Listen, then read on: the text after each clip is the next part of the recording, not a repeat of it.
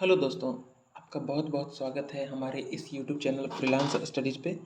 इस वीडियो में हम लोग डिस्कस करने वाले हैं जो आईएएस के द्वारा जो प्रीवियस ईयर क्वेश्चन पूछे गए हैं प्रीलिम्स एग्जाम में, उसको हम लोग टॉपिक वाइज डिस्कस करने वाले हैं।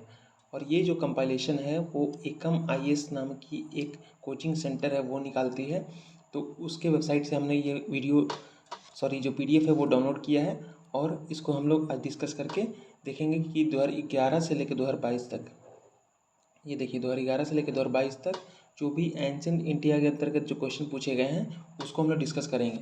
और इसी के साथ साथ हम लोग मॉडर्न इंडियन हिस्ट्री का भी क्वेश्चन डिस्कस करेंगे, मिडिवल इंडियन हिस्ट्री का भी क्वेश्चन डिस्कस करेंगे।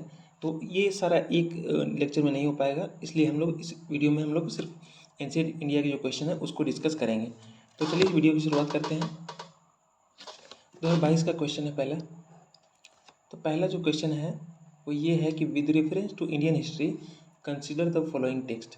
अब देखिए यहाँ पर आपको 4 टेक्स्ट के नाम दिए जा रहे हैं। उसमें ये पूछा है कि which of the above are Jain text. यहाँ पर देखिए ये इंपॉर्टेंट यहाँ पर शब्द है कि इनमें से जो चारों में से कौन से जो टेक्स्ट है वो जैन टेक्स्ट है। अब चारों का नाम देख लेते हैं। पहला नाम है यहाँ पर नीतिपकरण, दूसरा है परिशिष्ट पर्वन, तीसरा है अवदनष्टिका और चौथा है त्रिषष्टि लक्षण महापुराण। ठीक है, 4 टेक्स्ट है और पूछा गया है इनमें से कौन जो है वो जैन टेक्स्ट है। तो इस क्वेश्चन को डिस्कस करके हमें क्या पता चलता है कि जो टेक्स्ट होते हैं, जो हमारे जो एनसीईआरटी की जो किताब हो चाहे फिर जो स्टैंडर्ड किताब है, उसमें से अगर बुक्स वगैरह की किताबें वगैरह के नाम आते हैं, जैसे कि आपने सुना होगा कौटिल्य की अर्थशास्त्र है, ठीक है, उसी तरीके से आपने सुना होगा कालिदास की मेघदूत है, कुमार संभव है, इसी तरीके की बहुत सारी किताबें हैं, मेगस्थनीज की इंडिका है। तो हमें ये चीज़ पता होना चाहिए कि ये जो किताब है उसके ऑथर कौन है। सबसे पहले हमें ऑथर इसके पता होना चाहिए, लेखा किसने है, वो उस ऑथर ने कि ये जो किताब है वो किस सेक्टर में लिखी गई है, यानी कि क्या वो रिलीजियस टेक्स्ट है या फिर कोई साइंटिफिक टेक्स्ट है, ये हमें पता होना चाहिए। किस शासनकाल में वो लिखी गई है, यानी कि उसमें कौन सी डायनेस्टी वहाँ पर शासन कर रही थी। फिर साथ ही साथ यहाँ पर आपको ये भी पता होना चाहिए कि उस समय राजा कौन थे जिसके अंतर्गत वो उस लेखक ने उस किताब को लिखा। जैसे कि यहाँ पर अशोक के अंतर्गत कई सारे लेखक हुए, या फिर आप चंद्रगुप्त मौर्य का नाम लेते हैं तो उसके अंतर्गत कई सारे लेखक हुए। तो हमें ये पता होना चाहिए और उसका पीरियड पता होना चाहिए कि कब लिखा गया, कितने सौ बीसी पहले लिखा गया। इससे क्या होगा कि आपको ओवरऑल तैयारी जो है वो प्रीलिम्स के लिहाज से वो हो जाएगी। ठीक है, नेक्स्ट चलते हैं। दूसरा नंबर जो यहाँ पर क्वेश्चन है with reference to Indian history. ये देखिए दूसरा नंबर क्वेश्चन है with reference to Indian history consider the following pairs. यहाँ पर क्या दिया गया है, एक तरफ आपको दिया गया है 3 पर्सन के नाम, आर्यदेव, दिगनाग और नाथमुनि, ठीक है। और दूसरी तरफ क्या दिया गया है, ये क्या जैन स्कॉलर हैं, क्या ये बुद्धिस्ट स्कॉलर हैं, या फिर क्या ये वैष्णव स्कॉलर हैं। तो हमारे लिए इंपॉर्टेंट ये हो जाता है कि इस वीडियो से हम लोग ये सीखें, ये जो दूसरा नंबर जो क्वेश्चन है उससे हम लोग ये सीखें कि अगर कोई पर्सन है जिसका नाम हमारे किताब में आ रहा है तो हमें ये पता रहना चाहिए कि वो जो पर्सन है वो किस लिए वो फेमस है।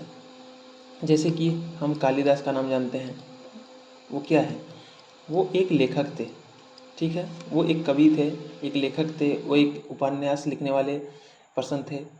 फिर आपने नाम सुना होगा हरिसेन, ये क्या लिखते थे, किसके दरबार में थे, कौन से शासनकाल में के दौरान इनका जन्म हुआ, ये चीज़ें। चाणक्य, जैसा मैंने अभी आपको बताया, चाणक्य हो गया जिनका नाम कौटिल्य है, इन्होंने कौन सी किताब लिखी, ये सारी चीज़ें हमें पता होनी चाहिए। और ये किस लिए फेमस थे ये हमें पता होनी चाहिए। कोई भी नाम आए तो आप इस चीज़ का ध्यान रखिएगा। नेक्स्ट चलते हैं तीसरे नंबर क्वेश्चन पे।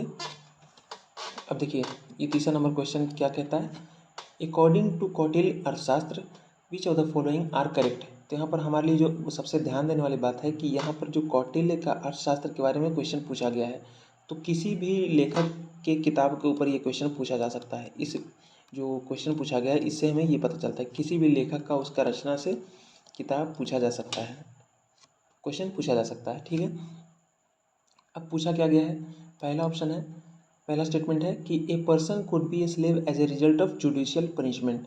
तो इसमें ये बोला जा रहा है कि कोई भी पर्सन जो है उसको गुलाम बनाया जा सकता है कि किसके परिणाम के स्वरूप, जुडिशियल पनिशमेंट, यानी किसी को दंड देना हो, न्यायिक दंड देना हो, तो उसको गुलाम बना के भी दंड दिया जा सकता है। यानी कि अगर किसी को गुलाम बना दिया गया एक दंड देने के, एक बोल सकते हैं कि मुझे किसी को दंड देना है तो उसमें ये भी प्रावधान है कि इसको गुलाम बना लो, ये भी एक तरह का दंड है। तो इस वीडियो से हमें ये पता चलता है, सॉरी बार बार मैं वीडियो बोल रहा हूँ, इस जो स्टेटमेंट है उससे ये पता चलता है हमें कि हमें लॉज पता होना चाहिए कि किस शासन काल के दौरान या किस पीरियड के दौरान कौन से जो नियम थे वो उस समय समाज में चल रहे थे। ये एक सामाजिक नियम है, या आप बोल सकते हैं राज्य का नियम है कि राज्य में क्या नियम चल रहा था या फिर समाज में क्या नियम चल रहा था, तो हमें पता होना चाहिए। यानी कि उस समय की जो सोसाइटी है उसका हमें पता होना चाहिए। ठीक, दूसरा जो स्टेटमेंट है वो ये है कि if a female slave born her master a son she was legally free. ये भी सेम चीज़ बताता है कि हमें इस तरीके से पढ़ना चाहिए।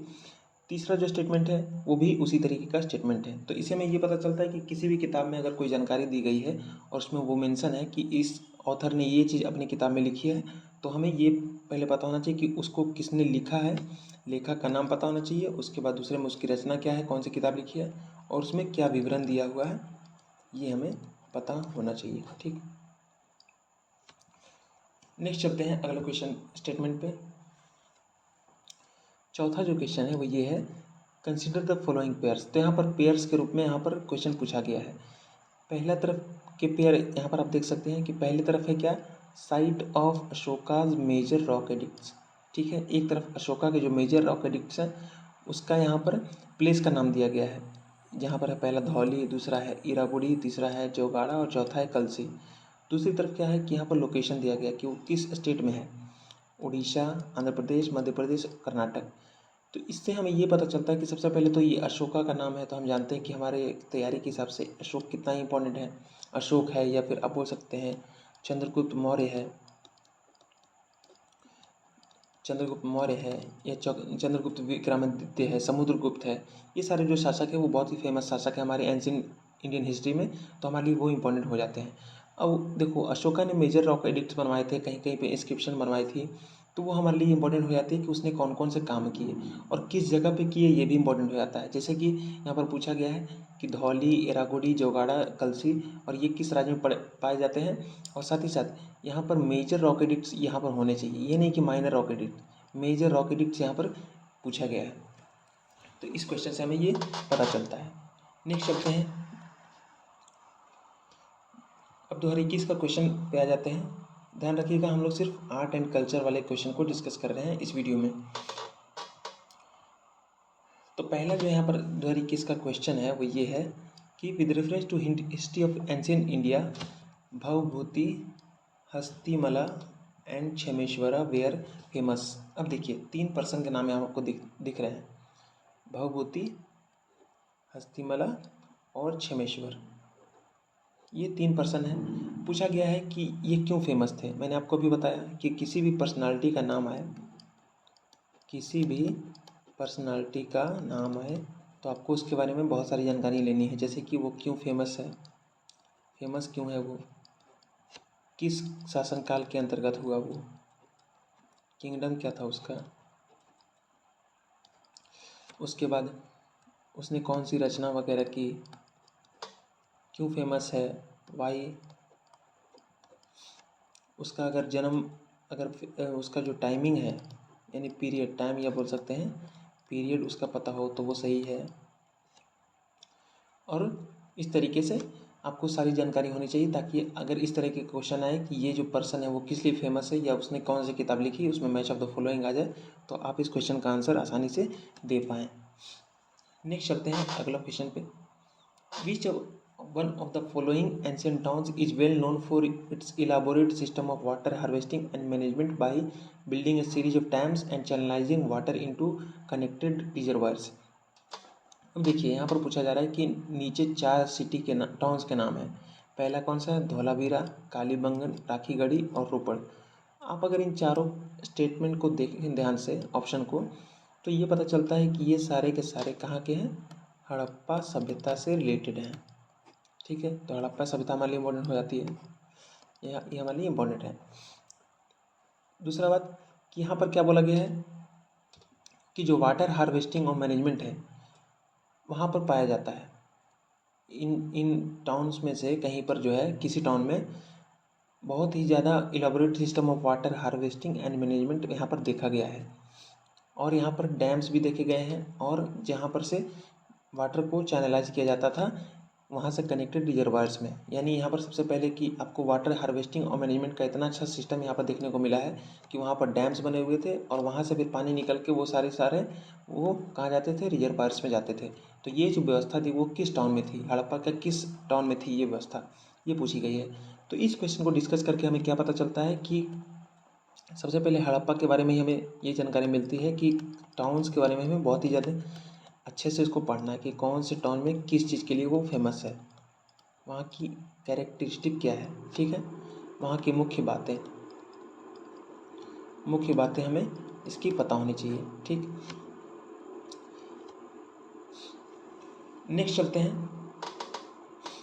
तीसरा नंबर जो क्वेश्चन है 2021 का वो ये है कि from the decline of Guptas until the rise of Harshavardhana in the early 7th century which of the following kingdoms were holding power in northern India.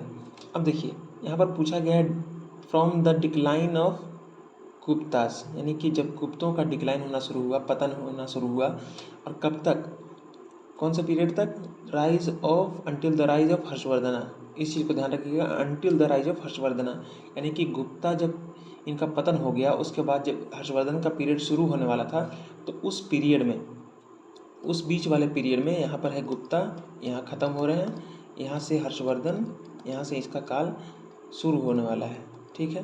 तो इस जो बीच वाला पीरियड है यहाँ पर, और ये पीरियड कब का है, यहाँ पर ये भी लिख दिया है कब का period, 7th century, early 7th century, यानी कि लगभग 600 से लेके 625 या फिर 650 तक के जो काल है AD, उसको यहाँ पर माना जा सकता है।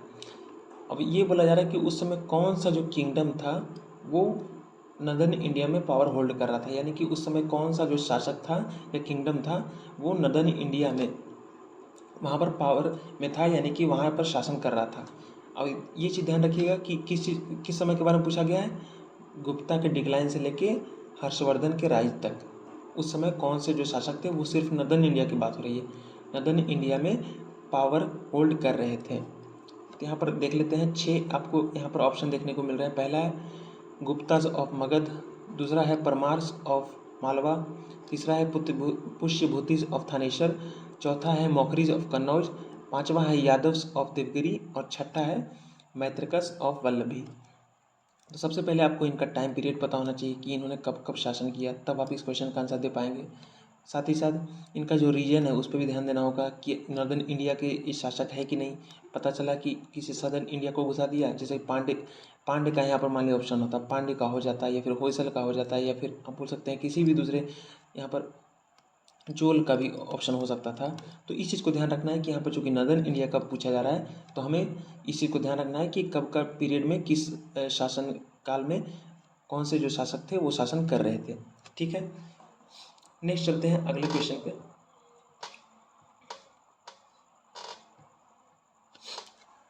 With reference to the history of ancient India, ये देखिए चौथा नंबर क्वेश्चन है। With reference to the history of ancient India which of the following statements is are correct. हाँ, एक चीज़ आपको और ध्यान में रखनी है कि करेक्ट और इनकरेक्ट में आपको बहुत ही ज़्यादा सावधान रहना है। कई बार तो इसको बोल्ड में दिखा जाती है, बोल्ड में दिखा दिया जाता है UPSC के द्वारा, लेकिन अगर नहीं दिखा है तो आपको इसमें सतर्क रहना है कि वहाँ पर करेक्ट या इनकरेक्ट बोला जा रहा है। यहाँ पर ये भी लिखा जा सकता है कि नॉट करेक्ट, तो हम लोग नॉट को छोड़ देते हैं और सिर्फ करेक्ट पर जल्दबाजी में ध्यान रखते हैं, और के चलते क्या होता है कि जानता हुए क्वेश्चन भी जो हम क्वेश्चन आसानी से हल कर सकते हैं, जिसका आंसर हमें पता है, वो भी नॉट अगर हमने नहीं देखा सही से, तो 1.33 नंबर की निगेटिव रैंकिंग में हम लोग चले जाएंगे। और यहाँ तो 0.33 कारण लोग छट जाते हैं मेंस में जाने से। तो कितना इंपॉर्टेंट है ये हमारे लिए, ये हमें जानना जरूरी है।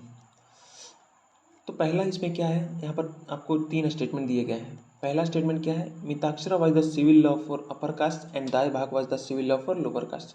तो मैंने आपको पहले ही क्वेश्चन बताया था कि अगर कोई सोशल लॉज है तो हमें उसके बारे में पता होना चाहिए, और साथ ही साथ किताबों के बारे में पता होना चाहिए कि उस किताबों में क्या विवरण है, उसने किसने लिखा। तो यहाँ पर देखिए मिताक्षरा है, उसमें ये उसके लिए ये बोला गया है कि मिताक्षरा जो है वो सिविल लॉ है अपर कास्ट के लिए। दूसरा है द भाग जो है वो है civil law for lower caste. तो ये चीज़ हमें पता होनी चाहिए कि कौन सी किताब में क्या बात लिखी गई है, किसके लिए लिखी गई है, किसने उसको लिखा, ये सारी जानकारी हमें होनी चाहिए। दूसरा स्टेटमेंट देखें, in the Mitakshara system the sons can claim right to the property during the life time of his father, whereas in the Dayabhaga system it is only after the death of the father that the sons can claim right to the property. तो देखिए, आपको अगर दो चीज़ें समानांतर चलती हुई दिख रही हैं, बिल्कुल एक जैसी हैं, जैसे कि यहाँ पर मिताक्षर आपको देखने को मिल रहा है, दूसरी तरफ दाएं भाग देखने को मिल रहा है, तीसरे स्टेटमेंट में भी अगर आप देखें तो यहाँ पर मिताक्षरा है, यहाँ पर दाएं भाग है, तो दोनों में अंतर यहाँ पर पूछा जा रहा है। तो चूँकि दोनों चीज़ें सोशल लॉ से संबंधित हैं और सिविल लॉ से संबंधित हैं, तो इसमें कन्फ्यूजन होना आम बात है। जैसे कि मैं आपको एग्जाम्पल दूँ, आप अगर पॉलिटी पढ़ें तो उसमें राज्यपाल की शक्तियाँ होती हैं और साथ साथ राष्ट्रपति की शक्तियाँ होती हैं। तो इनमें कुछ कॉमनैलिटी होती हैं और कुछ अंतर भी होते हैं। तो इस पर यूपीएससी क्वेश्चन पूछती है, क्योंकि यहाँ पर फंसने के चांसेस बहुत ज़्यादा हैं। तो उसी चीज़ को ध्यान में रखते हुए आपको यहाँ भी ध्यान देना है कि अगर कोई चीज़ समानांतर चल रही हो या फिर एक जैसी हो तो आप में उसमें अंतर करना आना चाहिए। ठीक है, जैसे कि एक और एग्जांपल देता हूँ मैं। आप सुने होंगे जो बुद्ध की जो, या फिर आप बोल सकते बौद्ध धर्म है, बुद्ध नहीं बौद्ध धर्म है, या फिर जैन धर्म है, जैन धर्म है। इसमें आपने सुना होगा दो दो तीन तीन शाखाएं हैं इन सब की, इनको भी उप शाखाएँ हैं, जैसे कि यहाँ पर है हीनयान और महायान। ठीक है, ये बुद्धिज्म की शाखा है हीनयान और महायान, इनकी भी कुछ शाखाएं हैं अपनी अपनी, हीनयान और महायान की। उसी तरीके से जैन धर्म के जो श्वेतांबर हैं और दिगंबर हैं, ठीक है, इनकी भी उप शाखाएँ हैं। तो ये सारी चीज़ें हमें पता होनी चाहिए कि किस जो अगर दो चीज़ें साथ में चल रही हों और उनमें अंतर बहुत करना बहुत मुश्किल हो, तो आपको बिल्कुल साफ साफ पता होना चाहिए कि उसमें अंतर क्या है और उसकी अपनी अपनी खूबियाँ क्या है। ठीक है, नेक्स्ट चलते हैं, 5वां नंबर देखते हैं है या नहीं। 2020 में 2021 में भी 4 ही क्वेश्चन थे, तो 2020 का क्वेश्चन अब डिस्कस करते हैं हम लोग। पहला जो क्वेश्चन है वो ये है, with reference to religious history of India consider the following statements. तो यहाँ पर 3 स्टेटमेंट दिए गए हैं जो कि रिलीजियस हिस्ट्री ऑफ इंडिया से बिलोंग करते हैं। तो क्या क्या है, स्थाविर वदिन्स बिलोंग टू महायान बुद्धिज्म। अब जैसे मैंने अभी आपको बताया पिछले स्लाइड में, मैं आपको दिखाता हूँ, ये देखिए पिछले स्लाइड में ही बताया था आपको बौद्ध धर्म का कौन कौन सा यहाँ पर शाखाएं हैं और उसकी भी उप शाखाओं के बारे में पूछा जा सकता है। वही चीज़ आपको यहाँ पर देखने को मिल रही है कि यहाँ पर देखिए स्थाविर वदीन के बारे में पूछा गया है कि जो स्थाविर वदीन थे क्या वो बुद्धिज़्म और बुद्धिज़्म के महायान सेक्ट से बिलोंग करते थे। देखिए बुद्धिज़्म से तो पूछा ही गया है, साथ ही महायान से भी पूछ लिया गया है जो बुद्धिज़्म की ही एक शाखा है। तो ये पूछा गया है कि जो बुद्धिज़्म है, बौद्ध धर्म, बुद्ध का धर्म, बुद्ध का जो धर्म है उसका एक शाखा है महायान। और ये पूछा है क्या इसका भी जो शाखा है महायान का, इसका क्या वो स्थाविर वदीन है, ये पूछा गया है। दूसरा में क्या पूछा गया, दूसरा statement, Lokottaravadin sect was an offshoot of Mahasanghika sect of Buddhism. तो यहाँ भी देख सकते हैं आप कि जो बुद्धिज्म का जो महासंघिका सेक्ट है उसके ऊपर स्टेटमेंट है। अभी तो महायान के बारे में पूछा गया था, अब यहाँ पर महासंघिका सेक्ट के बारे में पूछा गया है। और ये पूछा गया है जो लोकोत्तर वदीन जो सेक्ट है वो महासंघिका सेक्ट का भी ऑफशूट है, यानी कि इसका एक ऑफशूट यहाँ पर एक और है महासंघिका। जैसे कि स्थाविर वदीन है, सॉरी हाँ, जिस तरीके से यहाँ पर स्थाविर वदीन महायान का है उसी तरीके से महासंघिका भी महायान का है। लेकिन यहाँ पर ये पूछा जा रहा है महासंघिका का भी एक ऑफशूट है जो कि जिसको नाम है लोकोत्तर वदीन, लोकोत्तर वदीन इसका नाम है। तो ये देखिए पहले तो बौद्ध धर्म के ऊपर क्वेश्चन है, उसके एक सेक्ट आप जानते हैं महायान बुद्ध और हीनयान, ये बहुत ही पॉपुलर है, उसका एक सेक्ट है स्थाविर वदीन। और स्थाविर वदीन का भी मान लिया कोई सेक्ट है तो उसके बारे में पूछा क्वेश्चन जो है वो पूछा गया है। नेक्स्ट पूछा गया है the definition of Buddhism by Mahasanghika foster the Mahayana Buddhism. तो यहाँ पर ये बोला जा रहा है, ये देखिए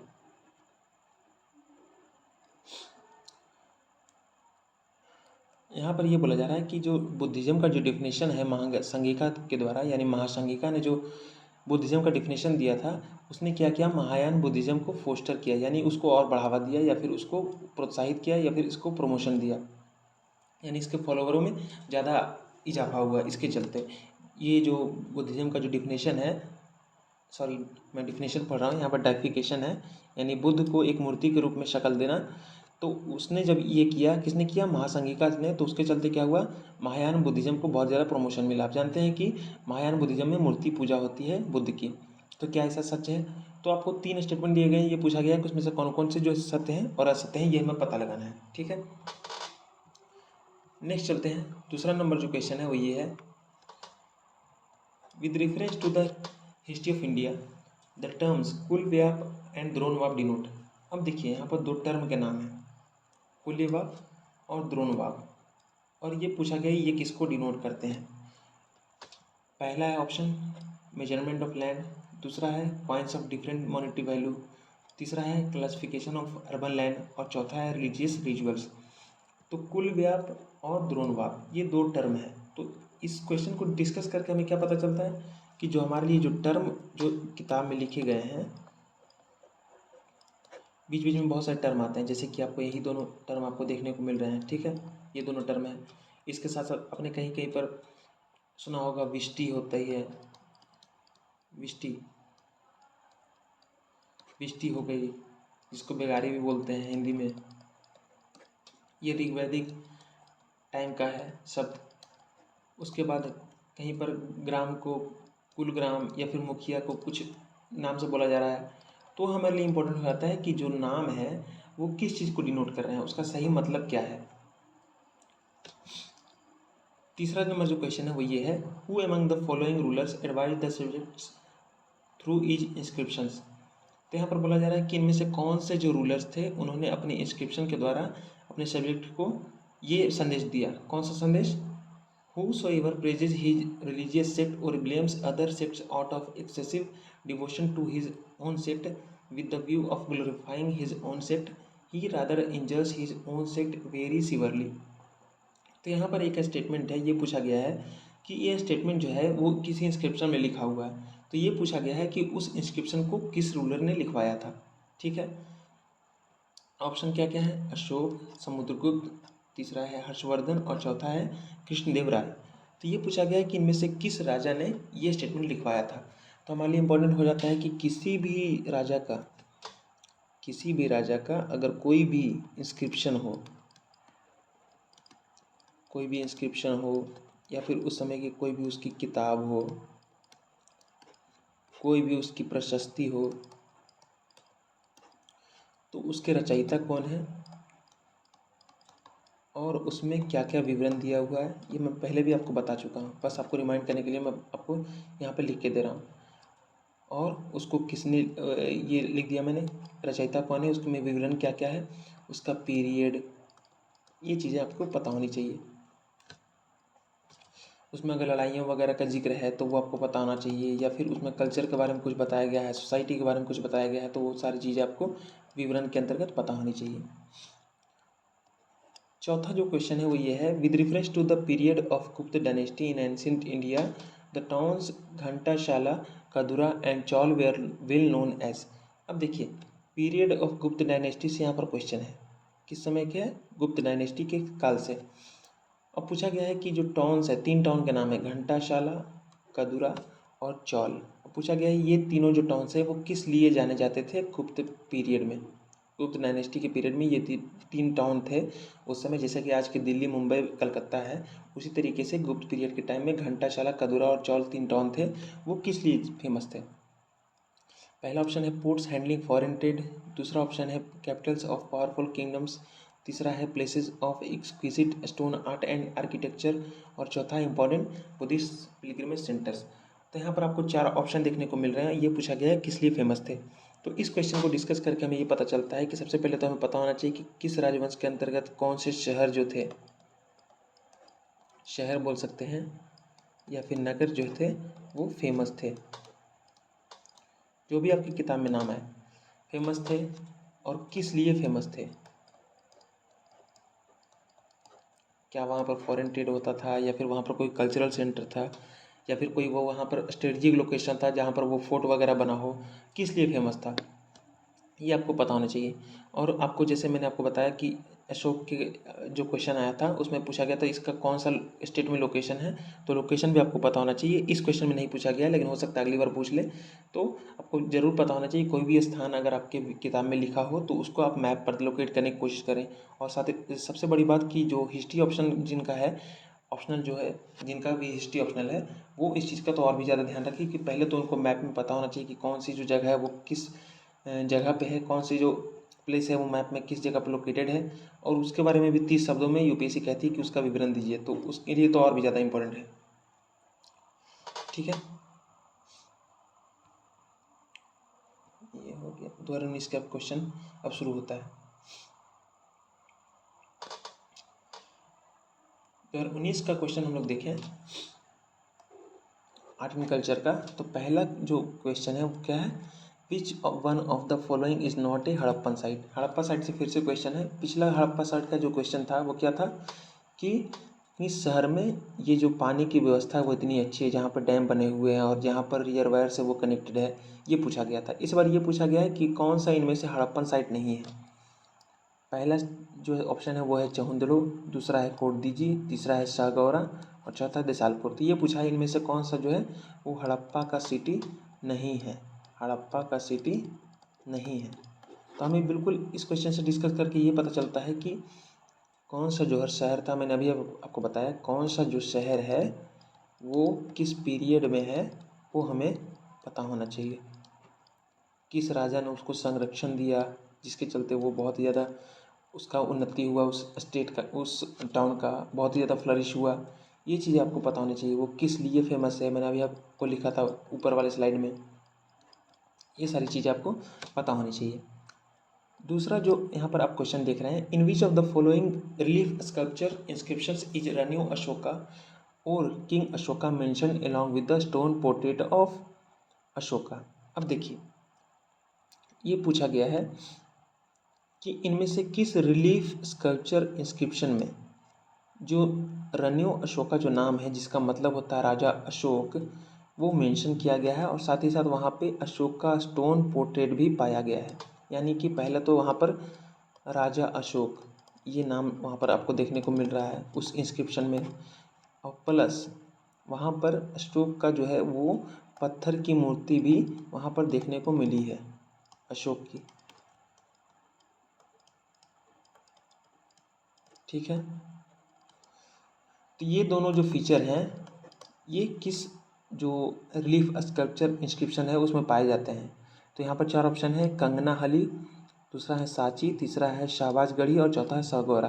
तो मैं आपको ये याद दिलाना चाहूँगा कि जो हम दूसरी जो सीरीज वीडियो लेक्चर चला रहे हैं जिसमें हम लोग जो प्रीलिम्स के क्वेश्चन को डिस्कस कर रहे हैं, जिसमें पिछले 1 साल के जो करंट अफेयर हैं और जिसको इनसाइट आईएएस के द्वारा निकाला जाता है, उस मैगजीन को हम लोग कवर कर रहे हैं। तो उसमें हम लोगों ने ये क्वेश्चन डिस्कस किया था, उसमें पिछले साल के करंट अफेयर में भी आया था ये, तो उसके चलते हमें वो चीज़ मैगजीन में पढ़ने को मिली थी। तो मैं आपको 100% ये बोल सकता हूँ इसका आंसर ये कंगना हली है। तो अगर आप भी इससे जुड़ना चाहें, उस वीडियो को देखना चाहें, तो आप उस सीरीज़ को फॉलो कर सकते हैं। जो लोग नए स्टूडेंट हैं और जो इस साल प्री की परीक्षा दे रहे हैं 2023 वाली, प्रीलिम की 2023 की जो परीक्षा दे रहे हैं, तो उनके लिए बहुत ज़्यादा इंपॉर्टेंट सीरीज हो सकती है। तो आप उस सीरीज़ को बिल्कुल मिस ना करें।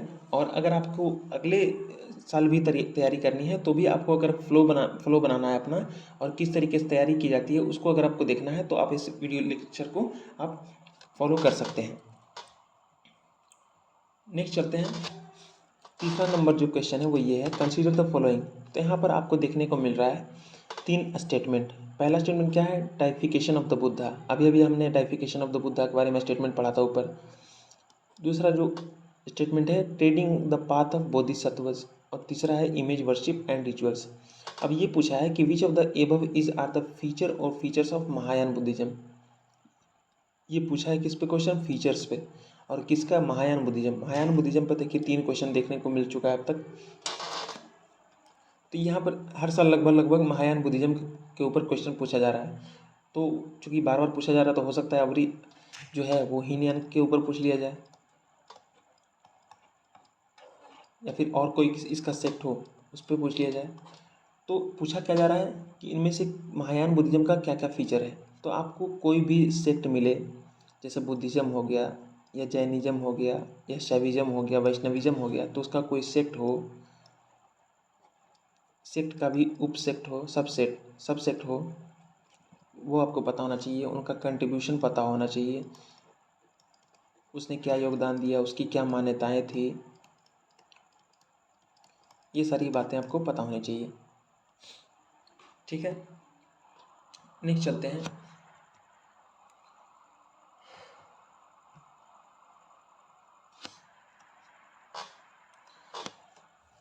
चौथा जो नंबर जो क्वेश्चन है वो ये है 2019 का, with reference to forced labour Vishti in India, with reference to forced labour Vishti, यहाँ पर एक टर्म देखने को मिल रहा है आपको विस्टी, मैंने एग्जाम्पल में दिया था आपको। तो फोर्स्ड लेबर के ऊपर क्वेश्चन है, during the Gupta period which of the following statements is correct. तो यहाँ पर 4 स्टेटमेंट दिए गए हैं। पूछा गया है कि जो गुप्त पीरियड के टाइम में जो विस्टी जो प्रथा थी उसके रिगार्डिंग 4 स्टेटमेंट है, उनमें से कौन सी जो सही है वो आप बताएं। पहला स्टेटमेंट क्या है, it was considered a source of income for the state, a sort of tax paid by the people. दूसरा है, it was totally absent in the Madhya Pradesh and Kathiawar regions of Gupta empire. तीसरा है, the forced labourer was entitled to weekly wages. और चौथा है, the eldest son of the labourer was sent as the forced labour. तो इस question को discuss करके हमें ये पता चलता है कि किसी भी राज्य के बारे में हम लोग पढ़ रहे हो तो उसके प्रशासन के बारे में हमें पता होना चाहिए, प्रशासन कैसे चल रहा है। फिर हमें क्या पता होना चाहिए कि उसकी जो सोशल लॉज हैं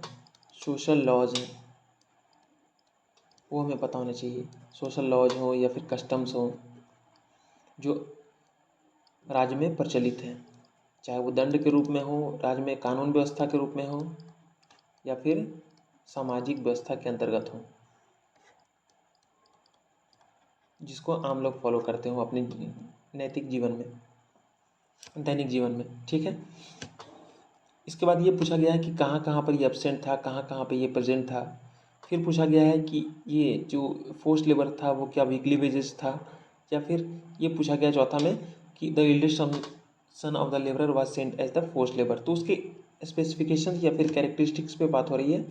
तो आपको बिल्कुल सतर्क हो जाना चाहिए कि अगर कोई भी पीरियड हो, चाहे वो गुप्त पीरियड हो, हर्षवर्धन का पीरियड हो या फिर मौर्य पीरियड हो, तो उस समय की जो प्रशासन हो या फिर वहाँ की सोशल लॉज हो और भी दूसरे तरीके की जो चीज़ें हों वहाँ पर इम्पोर्टेंट जो कि आपकी किताब में लिखी गई है उसके बारे में डिटेल आपको बिल्कुल पता होना चाहिए। और एक राज्य से दूसरे राज्य में अंतर भी करना आना चाहिए, क्योंकि हो सकता है कि गुप्त पीरियड का ना हो कि वो मौर्य पीरियड का हो, या हो सकता है वो हर्षवर्धन के पीरियड का हो। तो ये चीज़ आपको पता होना चाहिए। नेक्स्ट चलते हैं 2018 के क्वेश्चन पे। पहला जो क्वेश्चन है 2018 का, 2 क्वेश्चन ही पूछे गए हैं इसमें। पहला जो क्वेश्चन है वो ये है, who among the following is a future Buddha yet to come to save the world. तो यहाँ पर बोला जा रहा है with reference to Indian history who among the following is a future Buddha. इस पर हमें हाईलाइट करना होगा। पूछा गया कि फ्यूचर बुद्धा इनमें से कौन होगा जो कि अब इस दुनिया को बचाने आएगा। 4 यहाँ पर ऑप्शन है। पहला है अवलोकितेश्वर, दूसरा है लोकेश्वर, तीसरा है मैत्रेय और चौथा है पद्मपाणि। तो यहाँ पर आपको 4 ऑप्शन दिख रहे हैं, जिसमें से ये पूछा गया है इनमें से कौन सा जो है बुद्ध का नेक्स्ट अवतार होगा जो कि इस दुनिया को बचाने आएगा। बुद्ध का अगला अवतार ये पूछा गया है। तो इससे हमें ये पता चलता है कि जो तीर्थंकर हैं, जैसे कि आप बोल सकते हैं ये तो बौद्ध धर्म का हो गया, इसके बाद आप जैन धर्म बात करते हैं तो उसमें पार्श्वनाथ हैं, फिर ऋषभ देव हैं, महावीर तो हमारे हैं ही। तो उनके बारे में, उनके जीवन के बारे में कुछ बोला गया है, तो उसके बारे में हमें नोट कर लेना है। ठीक है, दूसरा स्टेटमेंट देखते हैं। दूसरा जो क्वेश्चन है, with reference to the religious practices in India the Sthanakvasi sect belongs to. अब देखिए फिर से सेक्ट के ऊपर क्वेश्चन है। पूछा गया है स्थानकवासी जो सेक्ट है वो किस धर्म से बिलोंग करता है। 4 ऑप्शन है, बुद्धिज़्म, जैनिज़्म, वैष्णविज़्म और शैविज़्म। तो तो ये पूछा गया है स्थानकवासी जो सेक्ट है वो किस धर्म से बिलोंग करता है। मैंने आपको अभी इसी वीडियो में पहले ही बताया है कि जो भी सेक्ट के नाम हो वो पता कर लीजिए कि वो किस धर्म से जुड़े हुए हैं और उसके क्या क्या मान्यताएं हैं अपनी, और उसने क्या क्या योगदान किए हैं उस धर्म में। ये बात आपको बिल्कुल पता होना चाहिए। इसका खुद का कोई सेक्ट है कि नहीं ये भी आपको पता होना चाहिए। सेक्ट का मतलब ये ACCT, ठीक है। 2017 के क्वेश्चन पे चलते हैं। 2017 में भी 2 क्वेश्चन ही पूछे गए हैं आर्ट एंड कल्चर से। पहला जो क्वेश्चन है, with reference to the difference between the culture of Rigvedic Aryans and Indus valleys people which of the following statements is are correct. अब देखिए इस क्वेश्चन में यूनिकनेस है कुछ। क्या यूनिकनेस है? पूछा गया है difference between the culture of Rigvedic Aryans और इंडस वैली पीपल। 2 कल्चर है यहाँ पर सामने। एक तरफ क्या है, ऋग्वेदिक पीरियड, ऋग्वेदिक पीरियड, और दूसरी तरफ क्या है, सिंधु घाटी सभ्यता, ठीक है। अब पूछा गया है इनमें से कौन सा जो है अंतर है इनमें सही है।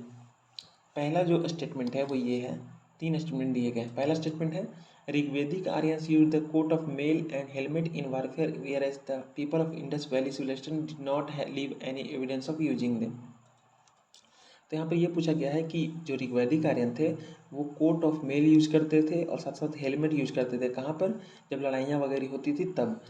और यहाँ पर ये पूछा गया जब लड़ाइयाँ होती थी तो इंडस वैली सिविलाइजेशन के लोग इस तरीके का कोई भी चीज़ नहीं पहनते थे। इसका कोई एविडेंस ही नहीं मिला है अभी तक।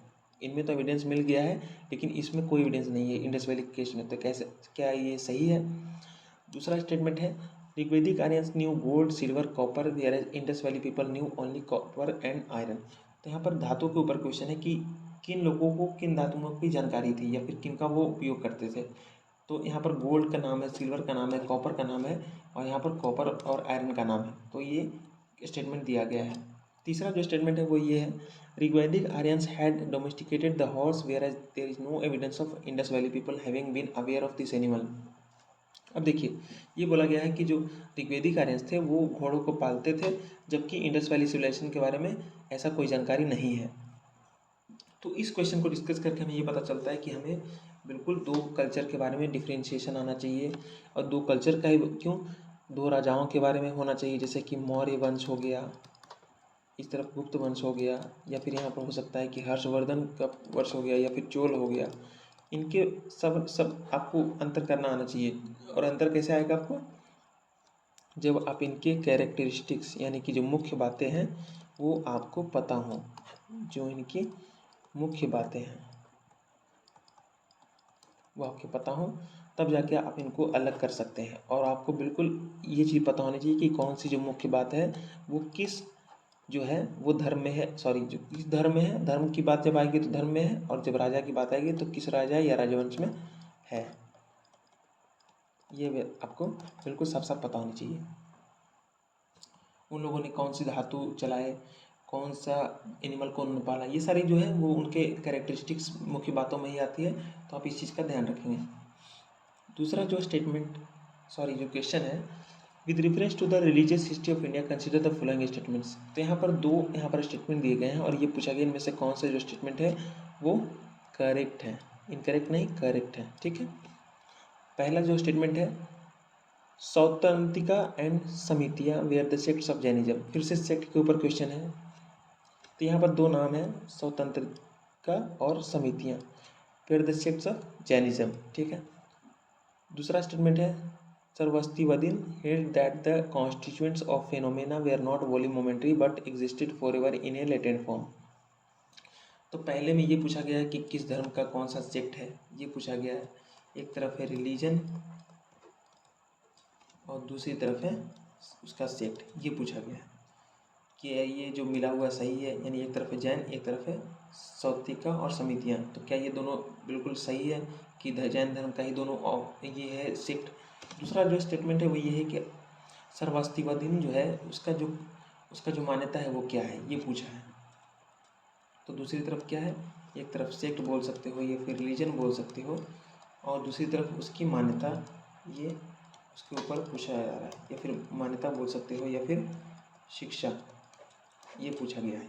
ठीक है, तो हमें ये चीज़ का ध्यान रखना है कि कोई भी रिलीजन के बारे में पढ़ें तो उसके सेक्ट के बारे में पढ़ें, और उस सेक्ट में उसकी जो मुख्य बातें हैं, उसकी मान्यताएं हैं, वो हमें पता होनी चाहिए। उसके जो मुख्य ग्रंथ वगैरह हैं वो भी आप याद रख सकते हैं, उसको किसने रचा, ये भी आप याद रखें। 16 के क्वेश्चन चलते हैं।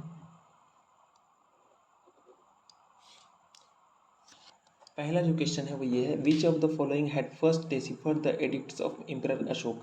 तो यहाँ पर ये पूछा गया है एम्परर अशोक का जो एडिक्ट्स पाए गए हैं वो उसको किसने पहली बार डिसिफर किया। ये बहुत ही कॉमन क्वेश्चन है, एसएससी तक में ये क्वेश्चन आते हैं। ये पूछा गया एम्परर अशोक यानी राजा अशोक था, उसका जो एडिक्ट्स पाए गए हैं उसको किसने पहली बार डिसिफर किया। ठीक है, यानी पहली बार उसको किसने पढ़ा। ऑप्शन यहाँ पर है जॉर्ज बोहलर, दूसरा जेम्स प्रिंसेप, तीसरा मैक्स मूलर और चौथा विलियम जोन्स। तो मैंने आपको जैसे बताया, कोई भी चीज़ हो यूनिक हो आपको बिल्कुल पता होनी चाहिए। जैसे कि पहली बार भारत कौन आया समुद्र रास्ते से,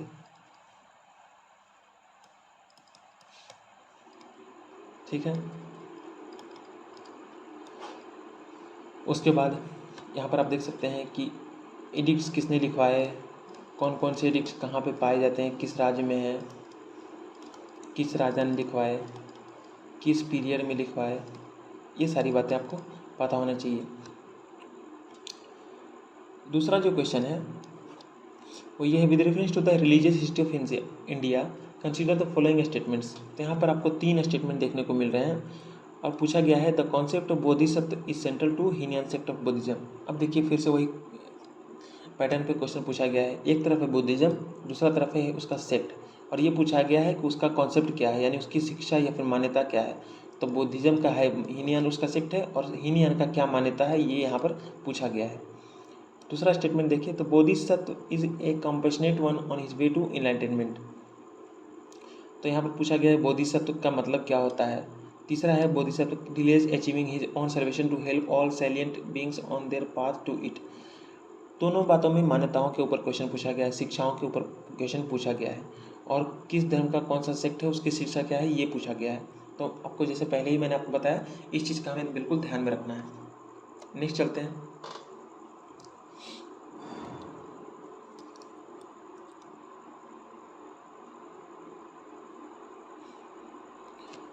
ये देखिए तीसरा जो क्वेश्चन है 2016 का वो ये है, इन the context of history of India consider the following pairs. तो एक तरफ आपको टर्म दिए हुए हैं और एक तरफ आपको क्या दिया हुआ है, डिस्क्रिप्शन। ठीक, एक तरफ टर्म है और एक तरफ डिस्क्रिप्शन है। टर्म कौन कौन से हैं, एरी पट्टी, तनियूर और घटिका। यहाँ पर 3 टर्म आपको देखने को मिल रहे हैं। और एक दूसरी तरफ क्या है, पहला ऑप्शन स्टेटमेंट है land revenue from which was set apart for the maintenance of the village tank. दूसरा स्टेटमेंट है villages denoted to a single Brahmin or a group of Brahmins. तीसरा स्टेटमेंट है colleges generally attach to temples. तो मैं आपको बस इतना बोलना चाहूँगा कि अगर आपने इस वीडियो को अच्छे से फॉलो किया है तो अभी मैंने कुछ समय पहले एक क्वेश्चन डिस्कस किया था, मैं लिख रहा हूँ, आपको याद है कि नहीं मैं ये जानना चाहता हूँ।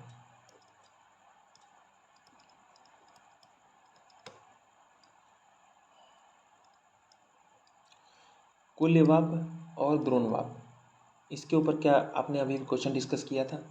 अगर आपने सही से अपने इस लेक्चर को सुना होगा तो आपको इस चीज़ को बिल्कुल पता होगा। ठीक है, उसी तरीके से ये पूछा गया है कि यहाँ पर 3 टर्म है उसका मतलब क्या है।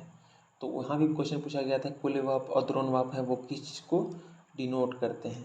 ठीक उसी तरह का क्वेश्चन ये भी है, और इससे वही चीज़ पता चलती है कि हमें कोई भी नया टर्म आए जिसको बारे में जानकारी हमें नहीं है तो उसका अर्थ हमें जानना चाहिए, उसका अर्थ हमें जानना चाहिए। चौथा नंबर जो क्वेश्चन है वो ये है, which of the following books of ancient India has the love story of the son of founder of song dynasty. अब देखिए बुक्स के ऊपर क्वेश्चन है, तो ये बोला जा रहा है कि किस बुक में, जो एंशिएंट इंडिया में एक बुक लिखी गई है उसमें क्या है कि सुंग डायनेस्टी का एक फाउंडर है, एक फाउंडर नहीं फाउंडर ही होता है, सुंग डायनेस्टी के फाउंडर हैं, उनका सन का यानी उनके बेटे का लव स्टोरी है उसमें लिखा हुआ, यानी कोई राजा है उसने किसी राजवंश का स्थापना की। ठीक है, तो इस राजा का जो बेटा है, इसकी लव स्टोरी, तो बेटे की लव स्टोरी के बारे में लिखा गया है किस बुक में। यहाँ पर 4 ऑप्शन है, स्वप्नवास दत्ता, मालविकाग्निमित्र और मेघदूत और चौथा है रत्नावली। तो ये पूछा गया है इनमें से किस में ये जो लव स्टोरी है वो लिखी गई है, सोंग डायनेस्टी के बेटे की लव स्टोरी। तो ये क्वेश्चन है। तो मैंने आपको बताया था किस बुक में किस बुक को किसने लिखा, बुक है, उसके ऑथर कौन है, किस पीरियड में है, राजवंश का नाम या राजा का नाम, किस धर्म का है, अगर ये भी हो तो सही है, और उसमें विवरण, ये सारी बातें आपको पता होनी चाहिए। नेक्स्ट चलते हैं 2015 के क्वेश्चन पे। 2015 में भी 2 क्वेश्चन पूछे गए हैं आर्ट एंड कल्चर से।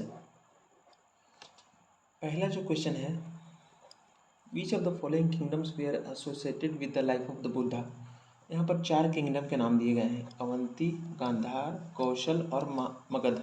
पूछा गया है कि इनमें से कौन सा जो किंगडम था वो लाइफ ऑफ बुद्धा से एसोसिएटेड था, यानी कि जिस समय बुद्ध भगवान थे उसी समय साथ साथ ये राजवंश भी उस समय थे जहाँ पर बुद्ध गए थे, या फिर वहाँ के राजा ने इनसे मुलाकात वगैरह की थी। ठीक है, तो पहला स्टेटमेंट यह है वो अवंती है, दूसरा है गांधार, तीसरा है कौशल और चौथा है मगध।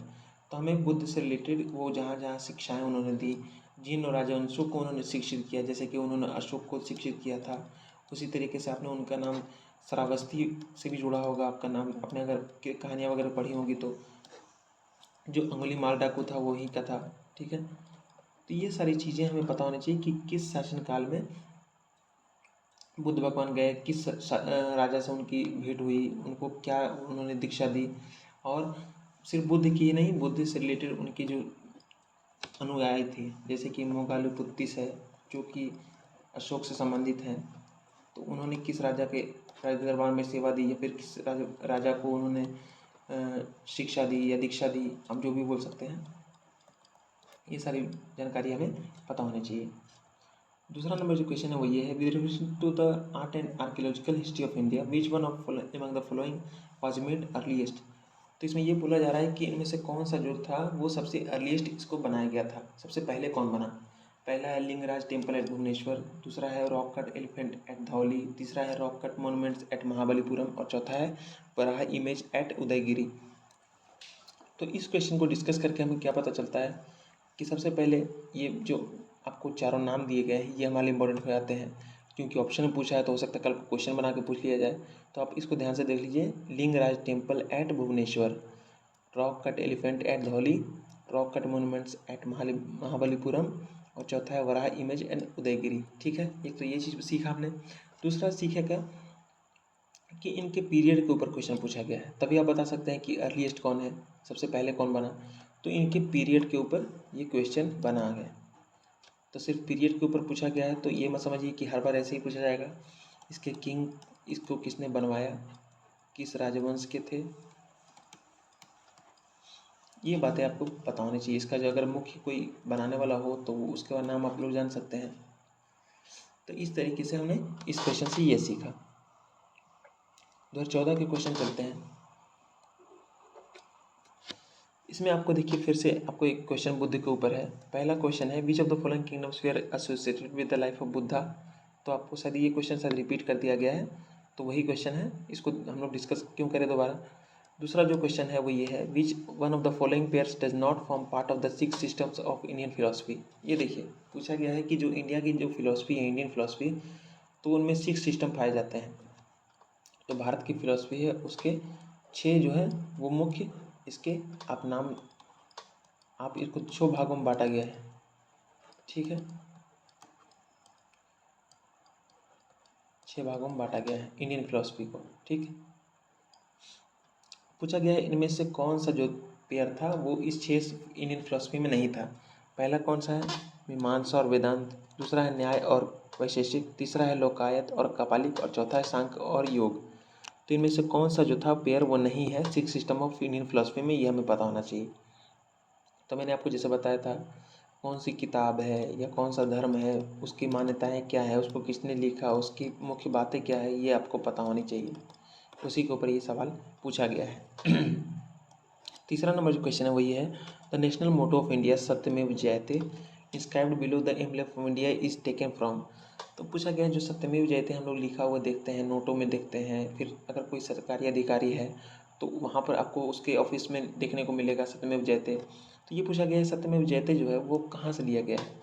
चार ऑप्शन है, कठोपनिषद, छांदोग्य उपनिषद, ऐत्रेयी उपनिषद, और चौथा है मुंडक उपनिषद। तो चार उपनिषदों के नाम है और ये पूछा गया है सत्यमेव जयते कहाँ से लिया गया है। तो अगर इस तरीके की जानकारी आपको मिलेगी किसी किताब में किस चीज़ के बारे में जानकारी दी गई है तो वो हमारी इम्पोर्टेंट हो जाती है। जैसे कि यहाँ की उपनिषद है एक तरफ और उसमें जो लिखा हुआ है यानी कि उसकी जो मुख्य बात है, या फिर आप बोल सकते हैं उसमें एक टर्म आया है सत्यमेव जयते। तो ये इसमें कहाँ से आपको देखने को मिलता है, किस उपनिषद में देखने को मिलता है, ये पूछा गया है। तो मैंने आपको जैसे बताया कौन सी किताब में कौन सी मुख्य बात है वो आपको पता होनी चाहिए। नेक्स्ट चलते हैं 15वां नंबर क्वेश्चन। चौथा नंबर जो क्वेश्चन है उसमें, with reference to Buddhist history tradition and culture in India consider the following pairs. तो आपको फिर से यहाँ पर पेयर्स देखने को मिल रहे हैं। पहला तरफ है फेमस श्राइन लोकेशन, दूसरा है फेमस श्राइन लोकेशन। तो एक तरफ आपको दिया गया पहला स्टेटमेंट में तब टैबो मोनेस्ट्री एंड टेम्पल कॉम्प्लेक्स, ये कहाँ पाया जाता है, क्या ये स्पीति वैली में पाया जाता है। दूसरा स्टेटमेंट क्या है, लोहोत्सव और लखनऊ टेम्पल नाको का जो है वो क्या जास्कर वैली में पाया जाता है। और तीसरा जो है वो अलछी टेम्पल कॉम्प्लेक्स जो कि लद्दाख में पाया जाता है, क्या ये सही है। तो एक तरफ आपको जो फेमस जो टेम्पल वगैरह हैं, फेमस जो टेम्पल है वो पूछा गया है, और दूसरी तरफ क्या पूछा गया है, स्थान उसका कहाँ पर है, ये पूछा गया है। तो इसी पैटर्न पर आपको और भी चीज़ें याद रखनी चाहिए कि कौन सी जो फोर्ट है वो कहाँ पाया जाता है, कौन सा जो टुम्ब है जो कब्रगाह है वो कहाँ पाया जाता है, ये सारी जानकारी आपको होनी चाहिए। 2013 क्वेश्चन पे चलते हैं आप। पहला जो क्वेश्चन है कि consider the following historical places. तो यहाँ पर 3 हिस्टोरिकल प्लेसेस के नाम है, जैसे में पहला अजंता केव्स, दूसरा में लेपाक्षी टेम्पल, और तीसरा है सांची का स्तूप। ये बहुत तीनों फेमस है, आपने नाम सुना होगा इसको। तो ये पूछा गया है कि which of the above places is are also known for mural paintings. तो यहाँ पर ये पूछा गया है जो म्यूरल पेंटिंग्स के लिए जाने जाते हैं ये कौन से तीनों में से प्लेसेस हैं। तो हमें सबसे पहले तो म्यूरल पेंटिंग्स पता होना चाहिए कि म्यूरल पेंटिंग्स क्या होती हैं, म्यूरल पेंटिंग्स क्या होती हैं और कहाँ कहाँ पे इसके मुख्य जो म्यूरल पेंटिंग्स हैं वो कहाँ पाई जाती हैं, कहाँ कहाँ पाई जाती हैं। ठीक है, और आपको तीनों स्टेटमेंट देखने को मिल रहे हैं, अजंता केव्स, लेपाक्षी टेम्पल, सांची स्तूप। तो आपको ये तीनों स्टेटमेंट भी आपको एक बार ध्यान में रखने चाहिए, और जब भी इनके बारे में किताब में पढ़ें तो उनकी मुख्य बातें आपको नोट कर लेनी है कि हाँ ये चूँकि स्टेटमेंट जो था वो 3 ऑप्शन में आया था तो इसके बारे में हम जान लेंगे, क्योंकि हो सकता है अगली बार क्वेश्चन में आ जाए। इसकी जो मुख्य बातें हैं वो हमें पता हो जानी चाहिए। दूसरे नंबर क्वेश्चन पे चलते हैं, with reference to the history of philosophical thought in India consider the following statements regarding Sankhya school. अब फिर से फिलोसफिकल के ऊपर क्वेश्चन पूछा गया है, इंडियन फिलोसफी के ऊपर क्वेश्चन पूछा गया है, और ये पूछा गया है कि इनमें से कौन सी जो स्टेटमेंट है वो सांख्य स्कूल के बारे में वो सही है। यहाँ देखिए करेक्ट बोला है तो इसका मतलब सही कौन सा है, वो सांख्य दर्शन के अनुसार। पहला स्टेटमेंट क्या है, पहला statement, Sankhya does not accept the theory of rebirth or transmigration of soul. तो इसमें ये बोला गया है जो सांख्य दर्शन है वो पुनर्जन्म और ट्रांसमाइग्रेशन ऑफ सोल यानी कि एक आत्मा का एक शरीर से निकल के दूसरे शरीर में जाना ये मानता नहीं है। कौन सांख्य स्कूल, तो क्या ये सही है। दूसरा स्टेटमेंट है, Sankhya holds it is the self knowledge that leads to liberation and not any exterior influence or agent. तो सांख्य दर्शन के अंतर्गत ये बोला गया है कि अगर किसी को अपना आत्मज्ञान हो जाए तो वही उस चीज़ को एकमात्र मोक्ष दिलाने का एक माध्यम है, और कोई चीज़ इसको मोक्ष नहीं दिला सकती। यानी कि किसी को अगर मुक्ति चाहिए तो उसको सांख्य स्कूल के अंतर्गत ये बात उसको याद रखनी चाहिए कि सेल्फ नॉलेज से ही उसको मुक्ति मिल सकती है। तो ये पूछा गया है। तो कौन से जो दर्शन है उसके अंतर्गत क्या मान्यता है या क्या उसकी शिक्षा है, इसके ऊपर क्वेश्चन है। तो वही चीज़ आपको फिर से आपको देखने को मिल रही है। ठीक है, तीसरा जो क्वेश्चन है, with reference to the history of Indian rock cut architecture consider the following statements. तो यहाँ पर देखिए इंडियन रॉक कट आर्किटेक्चर के ऊपर क्वेश्चन है। पहला स्टेटमेंट क्या है, the caves at Badami are the oldest surviving rock cut caves in India. तो इसमें ये बोला गया जो बादामी में जो केव्स पाए जाते हैं वो क्या है। सबसे पहले तो हमारे लिए इंपॉर्टेंट हो जाता है कि बादामी के जो केव्स हैं उसके ऊपर स्टेटमेंट है। दूसरा है क्या ये oldest surviving rock cut caves हैं इंडिया में, ये पूछा गया है। तो हमारे लिए बहुत ही ज़्यादा इंपॉर्टेंट हो जाता है कि कोई भी अगर केव के बारे में पढ़ें या किसी भी स्तूप के बारे में पढ़ें तो पूरी जानकारी उसकी ले लें, या किसी मंदिर के बारे में पढ़ें, टूम्ब के बारे में पढ़ें, मस्जिद के बारे में पढ़ें, किसी शहर के बारे में पढ़ें, किसी बंदरगाह के बारे में पढ़ें, तो उसकी मुख्य जो बातें हैं वो हमें पता होनी चाहिए। जैसे कि यहाँ पर मुख्य बात क्या है, oldest surviving rock cut caves in India, ये पूछा गया है। दूसरा है the Barabar rock cut caves are originally made for Ajivika by emperor Chandragupta Maurya. तो देखिए किस राजा ने क्या करवाया, ये इसके ऊपर क्वेश्चन है। एम्पेरर यहाँ पर चंद्रगुप्त मौर्य हैं, और ये पूछा है क्या उन्होंने आजीविका के लिए बराबर रॉक कट केव्स को बनवाया था ओरिजिनली, यानी कि इन्होंने क्या बनवाया था शुरू में, बाद में किसी और ने मॉडिफाई किया। तो क्या ये बात सही है, ये पूछा गया है। तीसरा जो स्टेटमेंट है वो ये है, at Ellora caves were made for different faiths. तो यहाँ पर ये बोला गया है जो एलोरा है वहाँ पर बहुत सारे डिफरेंट फेथ्स हैं, उनके यहाँ पर मूर्तियाँ या फिर वहाँ पर जो मंदिर है वो पाए जाते हैं। तो क्या ये सही है। तो प्लेस कौन से हैं, वो क्यों फेमस है, और किस राजा ने किस चीज़ को बनवाया, ये सारी चीज़ें हमारे लिए इंपॉर्टेंट हो जाती है, और कहाँ की क्या मुख्य बातें वो हमें जाननी चाहिए। चौथा नंबर जो क्वेश्चन है, the Chinese travellers Hiuen Tsang who visited India recorded the general conditions and culture of India at that time in this context which of the following statements is are correct. तो देखिए ह्यूएन सांग का नाम आपने सुना होगा। ये एक चाइनीज ट्रेवलर था, ये भारत आया था। तो हमें ये पता होना चाहिए कि किस पीरियड में ये आया, इसका मकसद क्या था आने का, किस राजवंश ने इसको शरण दी, क्या किया इसने, इसका योगदान क्या है, ये सारी बातें हमें पता होनी चाहिए। ठीक है, तो ह्यूएन सांग जो इंडिया में आया था, तो ये पूछा गया है कि इसके रिगार्डिंग आपको 3 स्टेटमेंट है, और बताएं कि इनमें से कौन सा जो स्टेटमेंट है वो ह्यूएन सांग से रिलेटेड सही है। तो पहला स्टेटमेंट क्या है, the roads and river routes were completely immune from robbery. तो ह्यूएन सांग ने इंडिया के बारे में जब लिखा तो उसमें ये लिखा कि जो रोड्स और यहाँ के रिवर रूट्स हैं वो रॉबरी यहाँ पर नहीं होती, डकैती यहाँ पर नहीं होती। दूसरा स्टेटमेंट क्या है, as regards punishment for offences ordeals by fire water and poison were the instruments for determining the innocence और गिल्ट ऑफ ए पर्सन। तीसरा स्टेटमेंट क्या है, the tradesman had to pay duties at ferries and barrier sections. तो यहाँ पर पूछा गया है कि ह्यूएन सांग ने जो इंडिया के बारे में लिखा, यहाँ पर उसने जो है वो उसने यहाँ पर यात्रा की और उसने इंडिया के बारे में लिखा, तो इंडिया के बारे में क्या लिखा ये पूछा गया है। तो हमारे लिए बहुत ही ज़्यादा इंपॉर्टेंट हो जाता है कि किस लेखक ने क्या लिखा और किस किताब में लिखा, ये हमें पता होना चाहिए क्या किया। ठीक है, नेक्स्ट चलते हैं, 5वां नंबर जो क्वेश्चन है उसके ऊपर। Some Buddhist rock cut caves are called chaityas while the other are called vihar. What is the difference between the two?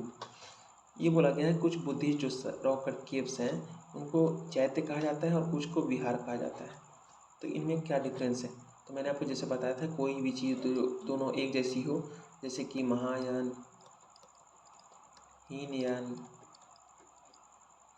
Ashok, Chandragupta Maurya,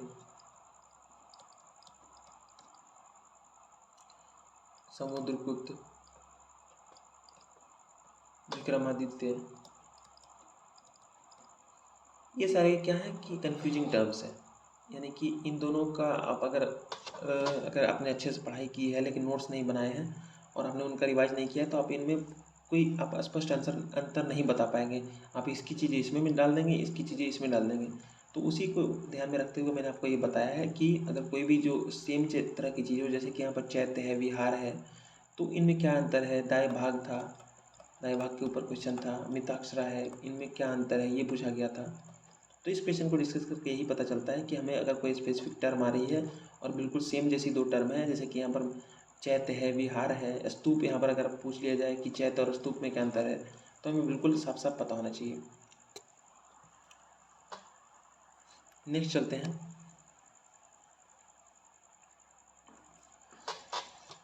छठा नंबर जो क्वेश्चन है वो ये है, which of the following describes best the concept of निर्वाण in Buddhism. तो यहाँ बोला जा रहा है कि इनमें से कौन सा जो स्टेटमेंट है वो जो निर्वाण का कॉन्सेप्ट है बुद्धिज्म में, उसको सही डिस्क्राइब करता है। आप जानते हैं कि बुद्धिज्म में निर्वाण का कॉन्सेप्ट है। आप जानते हैं कि अम्बेडकर ने महापरिनिर्वाण दिवस के दिन ही अपना शरीर को त्यागा था।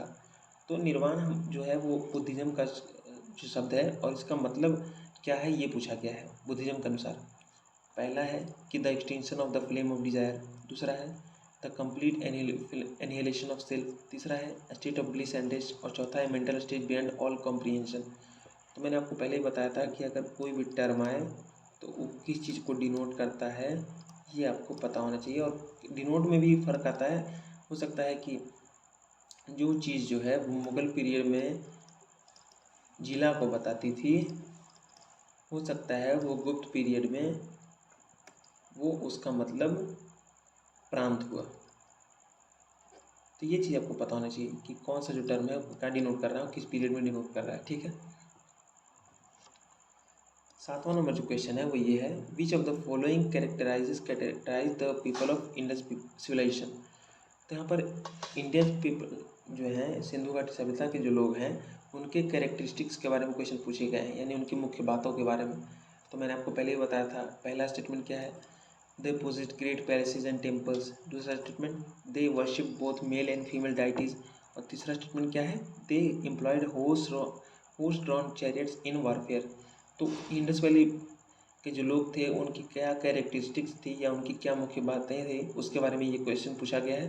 तो किसी भी सभ्यता के बारे में पढ़ें, चाहे वैदिक सभ्यता हो चाहे फिर इंडस वैली सिविलाइजेशन हो, तो उसकी जो मुख्य बातें हैं वो आपको पता होना चाहिए, जिससे आप अंतर भी कर पाएँ, स्पष्ट होना चाहिए बिल्कुल। आठवां नंबर जो क्वेश्चन है वो ये है, which of the following statements is are applicable to Jain doctrine. तो जैन डॉक्ट्रिन के ऊपर सवाल है, और आप देख रहे हैं कि जैन और जो बौद्ध धर्म है उसके ऊपर कितने सारे सवाल पूछे जा रहे हैं। ठीक है। तो ये पूछा गया है कि 3 स्टेटमेंट है, उनमें से कौन सा जो स्टेटमेंट है वहाँ पर जैन डॉक्ट्रिन के अनुसार ये सही है। पहला है the surest way of annihilating karma is to practice penance, दूसरा है every object even the smallest particle has a soul, तीसरा है karma is the pain to the soul of the soul and must be ended. तो किस धर्म के अंतर्गत क्या मान्यता है, इसके ऊपर ये क्वेश्चन पूछा गया था।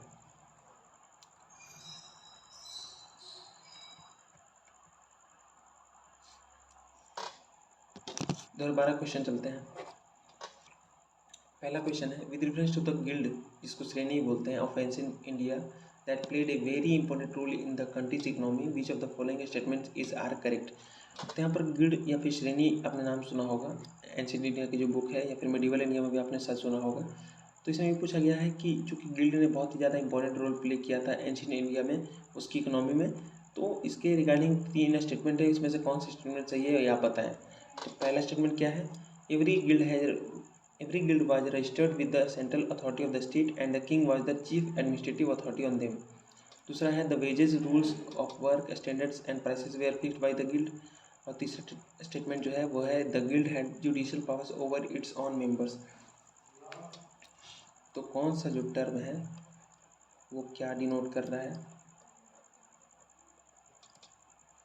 या उस समय उसकी व्यवस्था क्या थी, इसके ऊपर क्वेश्चन पूछा गया है। जैसे कि यहाँ पर आपको गिल्ड दिख रहा है, गिल्ड का क्या काम था, उसका जो मुख्य बात है, ये उसके ऊपर क्वेश्चन पूछा गया है।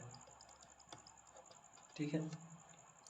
दूसरा जो स्टेटमेंट क्वेश्चन है वो ये है, with reference to the scientific progress of ancient India which of the following given below are correct. तो साइंटिफिक प्रोग्रेस जब एंशिएंट इंडिया में हुई थी तो उसके ऊपर ये क्वेश्चन है। 4 स्टेटमेंट है। पहला स्टेटमेंट है, different kinds of specialised surgical instruments were in common use by 1st century AD। तो यहाँ बोला जा रहा है कि जो फर्स्ट सेंचुरी एडी है, यानी कि 0 AD से लेके 99 AD तक का जो काल है उसके बारे में ये क्वेश्चन है कि different kinds of specialised surgical instruments were in common use by first century AD। दूसरा है कि transplant of internal organs in the human body had begun by the beginning of third century AD। तीसरा statement है the concept of sine of an angle was known in the 5th century AD। और चौथा है the concept of cyclic quadrilaterals was known in 7th century AD। अब देखिए जो question है इसमें वो मेनली पीरियड के ऊपर है कि कब कौन सी चीज़ जो है वो प्रचलित थी, कौन सी जो साइंटिफिक एडवांसमेंट हुई थी या डेवलपमेंट हुई थी वो किस पीरियड में हुई थी। ये क्वेश्चन आपको स्टेटमेंट में आपको दिख रहा है, ठीक है। और सबसे पहले हमें टाइम पीरियड के बारे में पता होना चाहिए, कब हो रहा है वो खोज, किसने किया है इसके बारे में। इस बार में कुछ ने क्वेश्चन इन्होंने नहीं पूछा है तो हो सकता है आगे पूछ लिया जाए कि किसने इसको खोज की थी इसकी। जैसे 0 की खोज है आर्यभट्ट ने किया था, साथ ही साथ और भी जो तरह तरह की खोजें हुई थी पिछले, जैसे कि साइन का यहाँ पर बात हो रहा है, या फिर साइक्लिक क्वाड्रिलेटरल का बात हो रहा है, या फिर आप बोल सकते हैं यहाँ पर ट्रांसप्लांट ऑफ इंटरनल ऑर्गन्स की बात हो रही है, या फिर यहाँ पर सर्जिकल इंस्ट्रूमेंट्स की यूज़ की बात हो रही है। तो हमें बिल्कुल पता होना चाहिए कि कब ये जो चीज़ें हैं वो हो रही हैं और किसके शासनकाल में हो रही हैं और किसने इस चीज़ों का उपयोग किया। ये चीज़ें हमें पता होनी चाहिए। जैसे कि आपने पतंजलि का नाम सुना होगा, उन्होंने आयुर्वेद को प्रचलित किया। तो ये सारी चीज़ें हमें पता होनी चाहिए, ठीक है। आर्यभट्ट का नाम गणित से जुड़ा हुआ है। तीसरा जो क्वेश्चन है वो ये है, with reference to the history of ancient India which of the following was were common to both Buddhism and Jainism. तो यहाँ पर बोला जा रहा है कि जो बुद्धिज्म और जैनिज्म में दोनों में कॉमन क्या था। बुद्धिज्म और जैनिज्म बहुत ज़्यादा इंपॉर्टेंट टॉपिक हमारे लिए।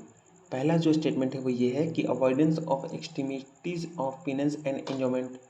दूसरा है indifference to the authority of the Vedas. तीसरा है denial of efficacy of rituals. तो इसमें ये पूछा गया है कि इनमें से कौन सी जो चीज़ें हैं दोनों में कॉमन है। तो मैंने आपको जैसे बताया था कि एक जो सिमिलर चीज़ें हैं जो पैरेलल चल रही हैं उसके बारे में आपको बिल्कुल सही सही जानकारी होनी चाहिए कि कौन सी जो चीज़ है वो कब यहाँ पर आपको कब हुई और उसमें क्या क्या अंतर है या मुख्य बातें उसकी आपको पता होनी चाहिए, ठीक है।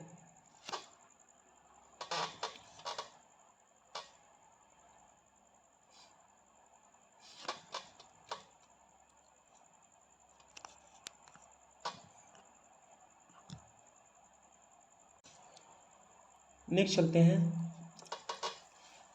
Lord Buddha's image is sometimes shown with the hand gesture called bhumi sparsha mudra it symbolises. अब देखिए बुद्धिज्म से फिर से सवाल है, पूछा गया है कि जो बुद्ध भगवान हैं वो कई सारे मुद्राएं में बैठे रहते हैं, जहाँ पर कभी वो ज़मीन को टच करते हुए बैठे रहते हैं, कभी दोनों हाथ एक दूसरे से जुड़े हुए रहते हैं उनके पालथी पे। तो कई सारे जेस्चर, उनके हैंड जेस्चर देखने को मिलते हैं उनकी मूर्तियों में। तो ये पूछा गया है एक भूमि स्पर्श मुद्रा है, इसका मतलब क्या हुआ, यानी बुद्ध भगवान कुछ भी करते थे तो उसका मतलब था। तो ये पूछा गया है भूमि स्पर्श जो मुद्रा है वो क्या इसका मतलब था। पहला स्टेटमेंट है Buddha's calling of the earth to watch over Maya and to prevent Maya from disturbing its meditation. दूसरा है Buddha's calling of the earth to witness his purity and chastity despite the temptations of Maya. तीसरा जो स्टेटमेंट है Buddha's reminder to his followers that all arise from the earth and finally dissolve into the earth and thus this life is transitory। चौथा जो statement है वो ये है, both the statement A and B are correct in the context. तो वही बात है कि कोई भी जो चीज़ हो, जैसे कि बौद्ध धर्म की एक चीज़ है कि उसमें मुद्राएं हैं, तो उसकी मुख्य मुद्राएं जो है उसमें अंतर आपको पता होना चाहिए। भूमि स्पर्श मुद्रा जैसे किसमें पूछा गया है, अगली बार कोई और मुद्रा के बारे में पूछ लिया जाएगा, उसमें अंतर के बारे में पूछ लिया जाएगा कि इस मुद्रा और इस मुद्रा के अंतर्गत, इसके अंतर्गत क्या क्या अंतर है ये बताइए। तो ये हमें चीज़ें बिल्कुल स्पष्ट होनी चाहिए कि कौन सी मुद्रा किस चीज़ को डिनोट करती है। पांचवा जो स्टेटमेंट है, सॉरी जो क्वेश्चन है वो ये है, द रिलीजन ऑफ अर्ली वैदिक आर्यंस वॉज प्राइमरली ऑफ। तो यहाँ पर पूछा गया जो अर्ली वैदिक आर्यन थे उनका रिलीजन क्या था। पहला स्टेटमेंट है भक्ति, फिर है इमेज वर्शिप एंड यज्ञ, और तीसरा है वर्शिप ऑफ नेचर एंड यज्ञ, और चौथा है वर्शिप ऑफ नेचर एंड भक्ति। तो अर्ली वैदिक एरियन का कौन सा धर्म था इसके ऊपर क्वेश्चन है। तो मैंने आपको जैसे बताया किस टाइम पीरियड में कौन सा धर्म अपनाया गया, किस राजा ने अपनाया, किस राजा ने कौन सा धर्म अपनाया, ये सारी चीज़ें आपको पता होनी चाहिए। कौन सा धर्म किस समय ज़्यादा प्रचलित हुआ, ये सारी चीज़ें आपको पता होना चाहिए। 2011 के क्वेश्चन पे चलते हैं। इस जो आज का सीरीज है उसका लास्ट क्वेश्चन है। पहला जो क्वेश्चन है क्या है, the Jain philosophy holds that the world is created and maintained by. देखिए जैन फिलोसफी से क्वेश्चन है, तो पहले मैंने आपको बताया इंडियन फिलोसफी से ऑलरेडी क्वेश्चन पूछे जा चुके हैं 2 बार, सिर्फ आर्ट एंड कल्चर में। अब यहाँ पर जैन फिलोसफी से क्वेश्चन पूछा गया है। तो यहाँ पर बोला गया है जो वर्ल्ड है created and maintain by, Jain philosophy के अनुसार वो किसके द्वारा किया जाता है। पहला यूनिवर्सल लॉ, दूसरा है यूनिवर्सल ट्रूथ, तीसरा है यूनिवर्सल फेथ एंड चौथा है यूनिवर्सल सोल। तो जैन फिलोसफी के अनुसार जो वर्ल्ड है उसको किसने बनाया और किसके द्वारा मेंटेन किया जाता है, ये क्वेश्चन है। तो किसी भी धर्म की क्या मुख्य बातें हैं, क्या शिक्षाएं हैं, उसके मुख्य तीर्थंकर कौन है, गुरु कौन है, ये आपको पता होना चाहिए। वो किस टाइम पीरियड में हुआ, उसमें राजा कौन से थे, ये सारी बातें मैं आपको पहले ही बता चुका हूँ। दूसरा जो क्वेश्चन है वो ये है, regarding the Indus valley civilization consider the following statements. तो यहाँ पर बोला जा रहा है कि जो इंडस वैली सिविलाइजेशन है, it was predominantly a secular civilization and the religious elements of present did not dominate the scene. दूसरा स्टेटमेंट है, during this period cotton was used for manufacturing textiles in India. अब देखिए Indians valley civilisation के ऊपर फिर से question है यहाँ पर। अब पूछा गया है कि ये एक सेकुलर सिविलाइजेशन थी या इसमें कोई रिलीजियस एलिमेंट था या नहीं था। यहाँ पर पूछा गया कौन सा जो चीज़ है वो कॉटन टेक्सटाइल को क्या कॉटन को यूज किया जाता था मैन्युफैक्चरिंग करने के लिए टेक्सटाइल्स का इंडिया में। ये 2 स्टेटमेंट आपको देखने को मिल रहे हैं। तो ये मुख्य बातों के ऊपर ही क्वेश्चन है, ये इंडस वैली के ऊपर क्वेश्चन है। उसमें ये मुख्य बातें हैं कि उसमें धर्म कौन सा था उस समय, फिर उस समय व्यापार की स्थिति क्या थी या फिर किस चीज़ की खेती होती थी, इसके ऊपर के क्वेश्चन पूछा गया है। तीसरा और लास्ट क्वेश्चन है, the dharma and rita depict a central idea of ancient Vedic civilisation of Indian in this context consider the following statements. अब देखिए पूछा गया है कि जो धर्म और रीत है वो डिपिक्ट करते हैं एक central idea of ancient Vedic civilisation of India, consider the following statements. तो यहाँ पर 2 आपको स्टेटमेंट देखने को मिल रहे हैं। Dharma was a conception of obligations and of the discharge of one's duties to one self and to others.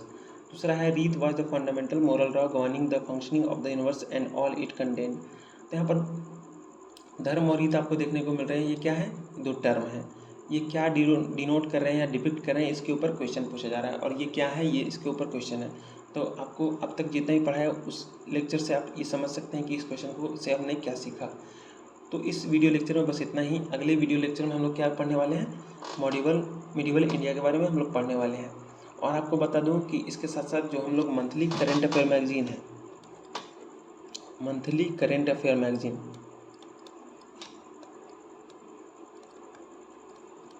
ये भी हम लोग डिस्कस करेंगे। विभिन्न जो जैसे कि विजन IAS हो गए या फिर इनसाइट IAS है, वाजीराम है, ये जो वेबसाइट है, अपनी वेबसाइट पे ये लोग क्या करते हैं, मैगजीन अपलोड करते हैं। तो हम लोग इसको डिस्कस करेंगे ताकि हमारी जो परीक्षा है वो बिल्कुल करंट अफेयर के दृष्टि से बिल्कुल संपूर्ण तरीके से हो सके। तो आज के इस वीडियो में बस इतना ही। आपसे फिर मिलेंगे अगले वीडियो में। तब तक के लिए जय हिंद एंड थैंक यू।